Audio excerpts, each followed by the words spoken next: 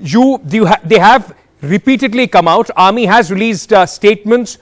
Post that, if you're trying to utilize this just to hit out at your political opponents, you're not only doing a disservice to the Indian Army, but you're also doing disservice to this ethos of this country, to the constitution of this country. Why is Mr. Digvijaya Singh not reprimanded? No action is taken against him if he keeps repeating these statements. Well, Ankit, I think, you're looking at Mr. Digvijaya's statement in a very narrow and a pedantic way. Now, he's highlighted 2 points and you're trying to, confuse and mix 2 points. Now, the initial part of the statement, Mr. Digvijaya Singh has rightly and has asked pertinent question wherein he is seeking accountability of how, such RDX or the explosive, could enter in our country, point number 1. Second, there is an admitted report that a person from the police force, namely Devinder Singh, was arrested on terror charges and he was, released thereafter because the government didn't file the charge sheet in time and he got a default bail. Now, I am raising a red flag here. Imagine a situation where someone is facing a terror charge and the government does not file a charge sheet in time and the person walks out of the jail, just because the government, the prosecuting authorities didn't file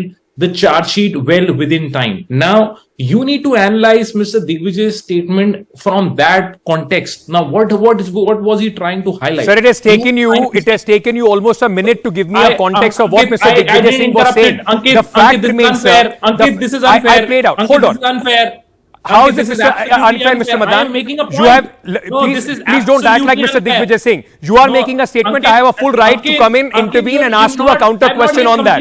You are taking one part of his statement. I am talking about the part in which Mr. Digvijaya Singh has gone on said, Mr. Madan, either you can keep speaking or we can keep wasting our time, precious time, on air time. So let me ask the question and then you complete, sir. I know my expose, completely, blows your narrative apart. That's the reason why you're anxious. Absolutely. On the channel.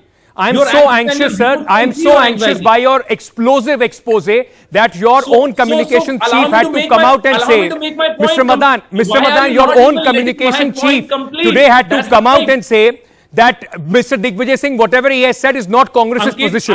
So rather, why don't you explain this explosive position to Mr. Jairam Ramesh, who seems to be understanding that Mr. Digvijaya Singh has made a mistake? Ankit, you have preempted me. I said it very, very categorically that I was in middle of my argument. I only raised the first part. You've interjected me for whatever reasons, I don't know, but you've not even, allowed me to complete my point. Now, my second aspect, insofar as, Mr. Digvijaya's statement where he makes a reference ki proof nahi diya, proof, now you can dissect his statement and you can have a narrow interpretation and say, no, he was seeking a proof of the surgical strike. Now, he was also seeking a proof of the fact that how, and what was the accountability? How did the government prosecute it? Is there any report? Who takes the accountability and responsibility of the fact that you heard